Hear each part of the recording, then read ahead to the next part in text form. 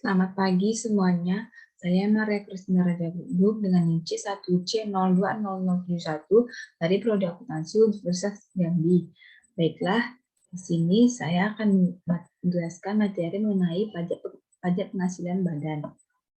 Di mana pengertian pajak penghasilan badan adalah pajak yang dikenakan atas penghasilan suatu perusahaan. Sebagaimana ketentuan dalam Undang-Undang Pajak Penghasilan atau UU PPH, penghasilan suatu badan atau perusahaan yang dimaksud adalah setiap penambahan kemampuan ekonomis yang diterima atau diperoleh oleh wajib pajak badan, baik dari dalam maupun luar negeri dengan keperluan apapun, termasuk misalnya menambah kekayaan, konsumsi, investasi, dan lain sebagainya. Materi selanjutnya itu subjek pajak penghasilan badan. Subjek pajak badan atau subjek PPh badan adalah setiap badan usaha yang diberikan kewajiban untuk membayar pajak, baik dalam periode bulan maupun tahun dan disetor ke kas negara.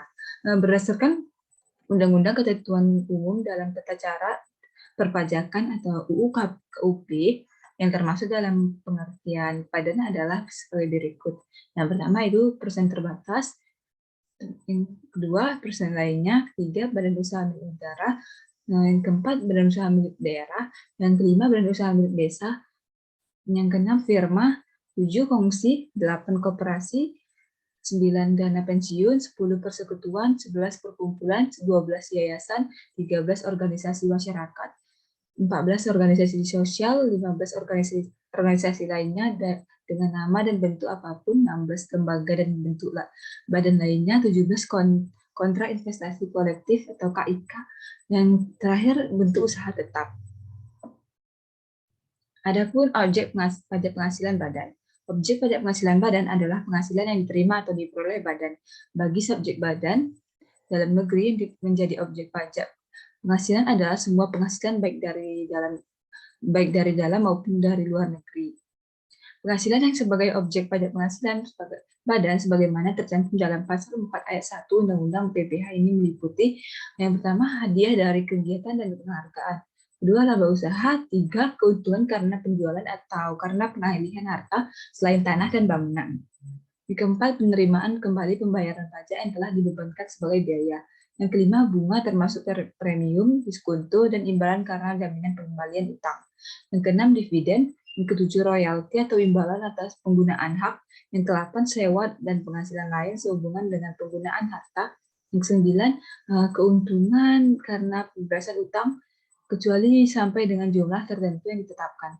10, peraturan pemerintah. 11, keuntungan karena selisih kurs mata uang asing. Kedua, 12, selisih karena penilaian kembali aktiva tetap. Yang ke-13, iuran yang diterima perkumpulan dari anggota yang terdiri dari wajib pajak yang menjalankan usaha atau pekerjaan bebas. Yang ke-14, penghasilan dari usaha berbasis syariah. Dan yang terakhir, surplus Bank Indonesia. Adapun mekanisme perhitungan pajak penghasilan badan. Yang pertama itu penghasilan kena pajak. Pajak bisa mengurangi penghasilan itu fiskal dengan kompensasi kerugian fiskal, di mana penghasilan neto fiskal merupakan penghasilan yaitu yang diterima oleh wajib pajak dalam negeri, baik dari kegiatan usaha maupun bukan setelah melewati penyesuaian fiskal yang berdasarkan ketentuan perpajakan. Sedangkan kompensasi neto fiskal adalah kerugian yang dialami badan. Apabila menggunakan pembukuan, kerugian tersebut dapat dikompensasi selama 5 tahun secara berturut-turut. Yang kedua itu perhitungan pajak penghasilan terutang. Untuk mendapatkan nominal ini, Anda dapat mengalihkan penghasilan kena pajak dengan tarif pajak yang berlaku. Berdasarkan pasal 17 ayat 1 bagian B UU nomor 36 tahun 2008 tentang pajak penghasilan, tarif pajak yang dikenakan kepada badan adalah sebesar 25%. Besar tarif ini berlaku sejak tahun pajak 2010. Tarif lebih rendah dapat dikenakan pada wajib pajak badan dalam negeri dengan ketentuan sebagai berikut. Yang pertama, berbentuk perseroan terbuka. Yang kedua, memiliki sedikitnya 40% jumlah keseluruhan saham yang disetor dan diperdagangkan di Bursa Efek Indonesia. Yang ketiga, tarif yang dikenakan sebesar 5% lebih rendah daripada tarif normal. Tarif materi selanjutnya itu tarif pajak penghasilan badan. melalui peraturan pemerintah atau PP nomor 30 tahun 2020 tentang penurunan tarif pajak penghasilan bagi wajib pajak dalam negeri yang berbentuk persesuaian terbatas, tarif PPh 2 dan diturunkan. Belet ini dikeluarkan untuk melaksanakan pasal 5 ayat 3 Undang-Undang nomor 2 garis miring 2020 tentang penetapan peraturan pemerintah pengganti undang-undang atau Perpu nomor 1 tahun 2020 tentang kebijakan keuangan negara dan stabilitas sistem keuangan untuk penanganan pandemi COVID-19 dan atau dalam rangka menghadapi ancaman yang membahayakan perekonomian nasional dan atau stabilitas sistem keuangan menjadi undang-undang. Selama ini tarif pajak penghasilan badan normal adalah sebesar 25% dari penghasilan kena pajak. Melalui belet baru ini, tarif pajak penghasilan badan turun secara bertahap, yaitu 22% berlaku pada 2020 dan 2021. 20% mulai berlaku pada 2022.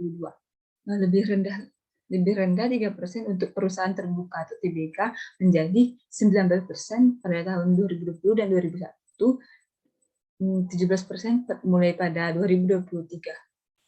Tapi penurunan tarif pajak penghasilan badan lebih rendah 3% bagi perusahaan TBK. Ini ada syaratnya, yaitu yang pertama, saham dikuasai setidaknya 300 pihak. Yang kedua, setiap pihak di dalam perseroan terbuka atau PT hanya diizinkan menguasai saham di bawah 5% dari keseluruhan saham yang diperdagangkan dan di sektor penuh.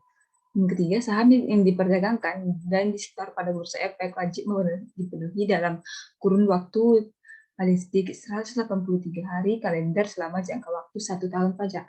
Yang terakhir, membuat laporan kepada Direktorat Jenderal Pajak. Adapun contoh perhitungan pajak penghasilan badan. Pada tahun 2021, PT AAA memperoleh penghasilan kotor sebesar 10 miliar rupiah. Maka sebelum sobat yang bersangkutan mengetahui pajak yang harus dibayar PT Mentari Harapan, sobat bersangkutan harus mengetahui terlebih dahulu penghasilan kena pajak dari PT Mentari Harapan. Maka pajak yang harus dibayar adalah 50% dikalikan dengan 20% dikalikan dengan 5 miliar, dapatlah hasilnya 550 juta rupiah. Namun, perlu dibuat catatan bahwa selama periode tahun 2021, PT AAA telah menyetor pajak penghasilan karyawan ke kas negara sebesar 50 juta rupiah dan pajak penghasilan Pasal 23 sebesar 100 juta rupiah. Maka pajak penghasilan terutang PT AAA adalah 550 juta dikurangkan dengan 50 juta dikurangkan lagi dengan 100 juta, dapatlah hasilnya 350 juta rupiah.